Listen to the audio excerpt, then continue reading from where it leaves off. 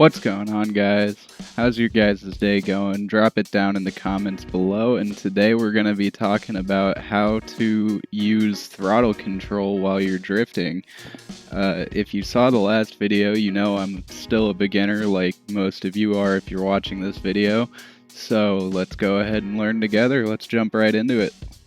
So the car we're going to be using today is the Doorbreakers Evo 3 Mustang RTR. I will put a link to this in the description down below. It does have 908 wheel horsepower, so it might not be best for everyone, but in my opinion, it should be perfect for learning throttle control, and I'll explain a little bit more on that once we get into it. So let's go ahead and click go.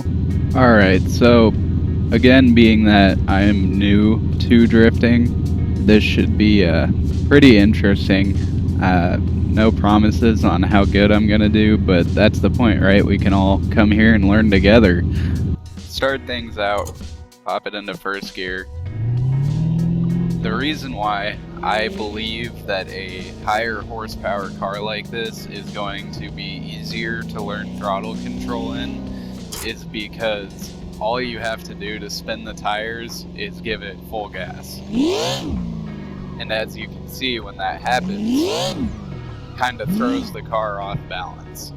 So throttle control is the balancing act between giving it just the right amount of gas and giving it too much gas. So as you can see on this next turn, if I give it too much gas, all I'm going to do is spin out. And obviously we don't want that to happen, so we give it less gas, right? But if I come up to this turn, start the drift, I don't give it enough gas, it just levels out the car. And that's what the balancing act is it's finding the happy medium between giving just the right amount of gas and not giving too much gas. And if you do it right,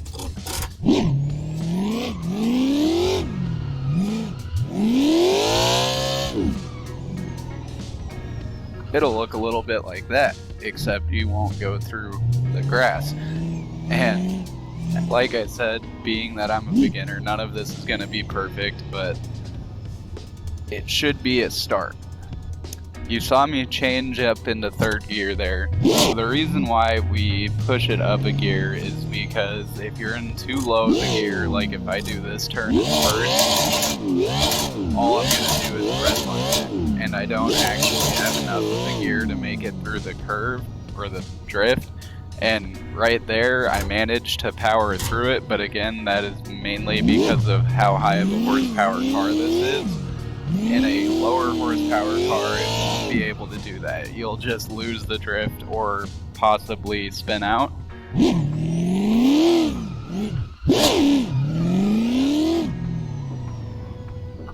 The grass. Let me just go ahead and send a couple of laps around this, try and connect a couple of these turns together, and let's see how I do.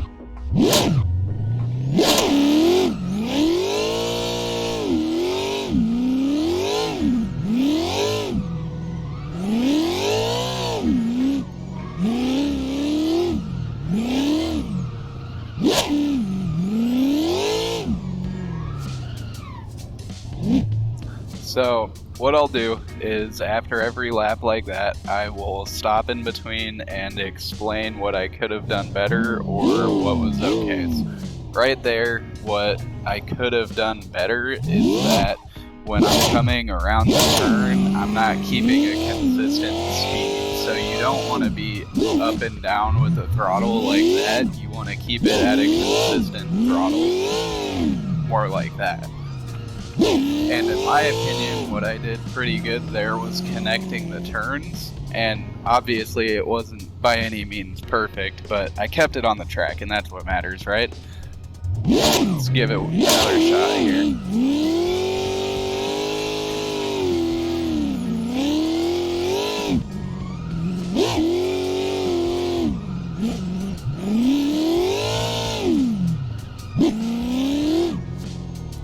Grass. The first turn was pretty good, the second turn was good, and then the third turn I kind of lost it there. And I think the reason that I lost it was because I had too much speed and rotation coming in, so I had to clutch kick to save it like that.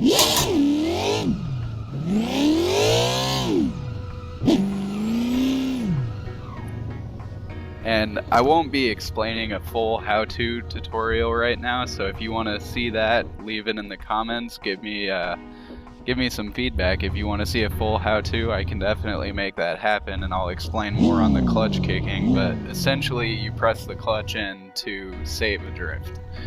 And so let's see it again.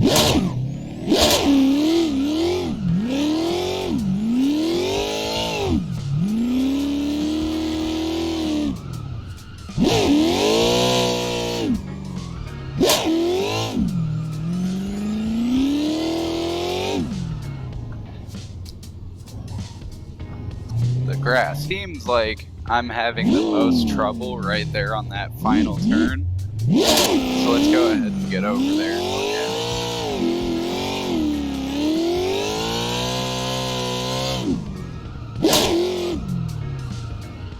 it. So again, like I said, this turn is one of the hardest ones for me to get through, and it's because of that right there. If you can see on the mini map in the top left, the turn kind of curves in at the very last second when you're coming around, and I believe to catch that you will need to give it more throttle. So let's give that a try.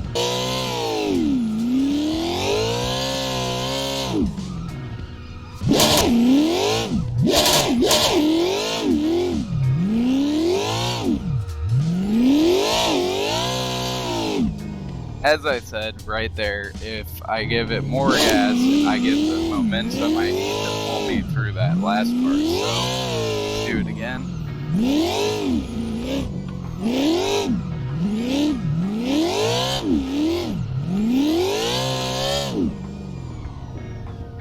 I would like to get one more go at that last turn, but as you can see, my car is spitting out sparks on the rims, so let's give it a reset.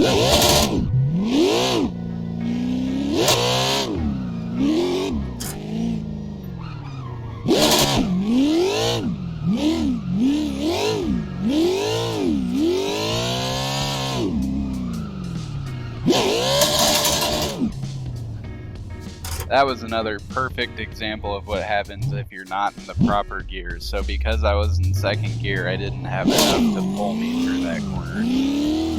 So let's go ahead and give this the grass.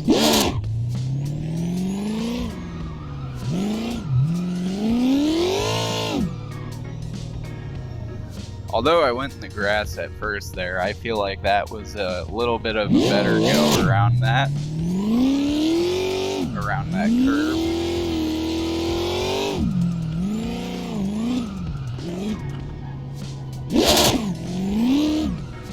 Alright, so this time we're going to try and take this turn off to the right here.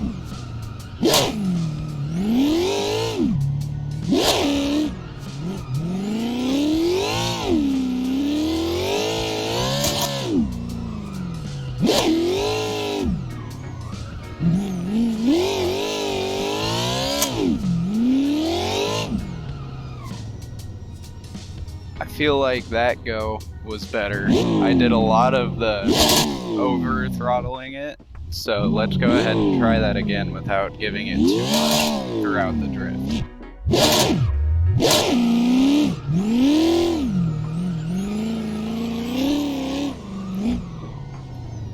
If you could tell on that turn, what happened was I let off the throttle too much and I lost the drift because the car straightened out. So let's go around and make it back to that turn.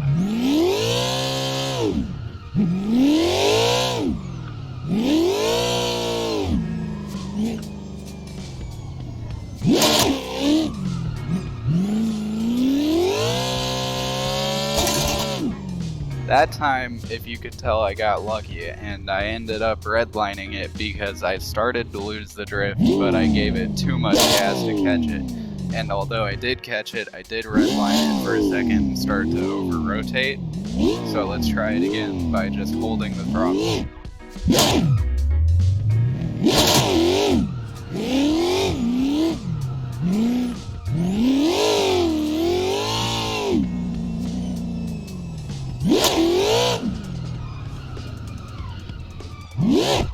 That right there was a good example of what will happen if you have too much speed and not enough rotation.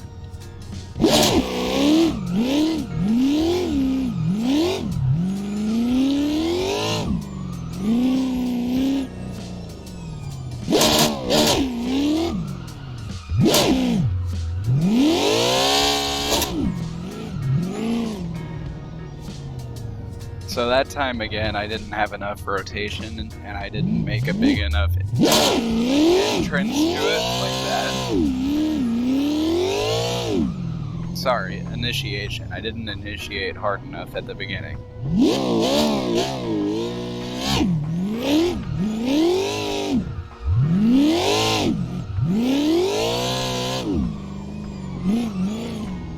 That time, although I held it, I still would like to clean it up a little bit, so let's give it another shot.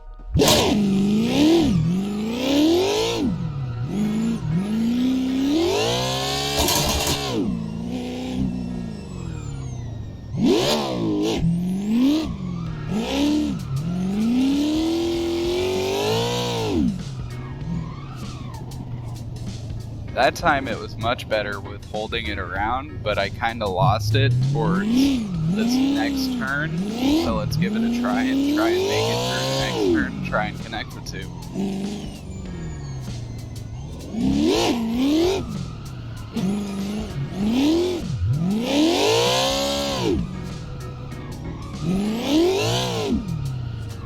So that time I lost a lot of my speed and the car kind of flattened out at the end, or straightened out at the end. So let's give that another shot, but let's try to keep the car sideways this time.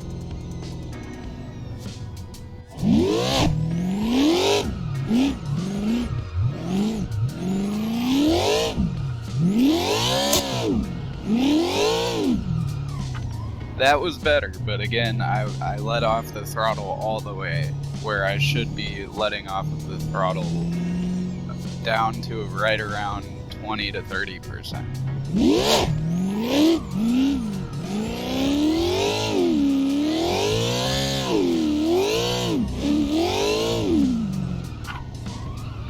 That time, I think that one was actually really good. So let's give it one more shot, see if we can't make it happen twice in a row.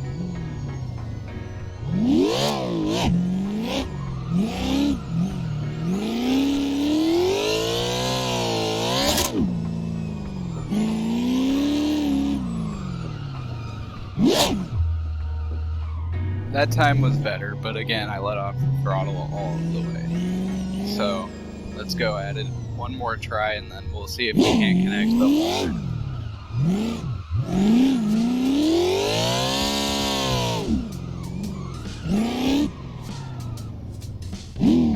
That time, I think I did it pretty good again. Obviously, there's still a lot of room for improvement, but all things considered, that one was pretty decent.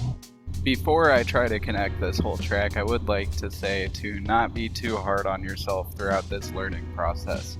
Keep in mind everyone started somewhere, and even the pros were looking like this at one point. Even the pros flew off track every other turn, and they had to sit there and learn for hours and hours. And that's the main reason why I wanted to make this YouTube channel, is to show the actual process of learning how to drift instead of just showing how cool drifting is.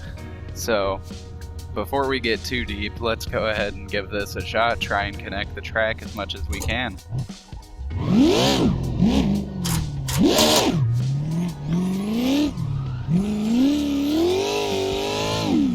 Decent throttle control there. I could have made that entrance straight position a little better. Same right there, but that's not what this video is about.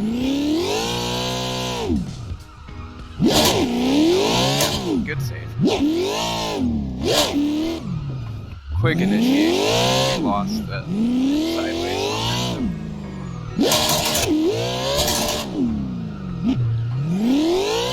little bit of red line. Never hurt you.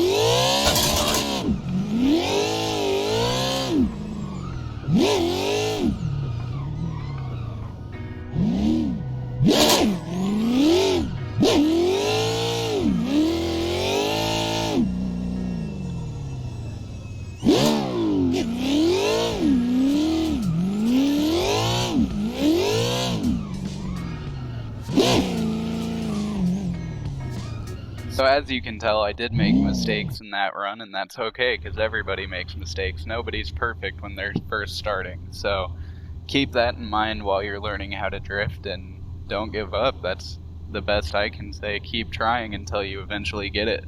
Thank you for watching today's video, and I'll see you next time. Have a good day.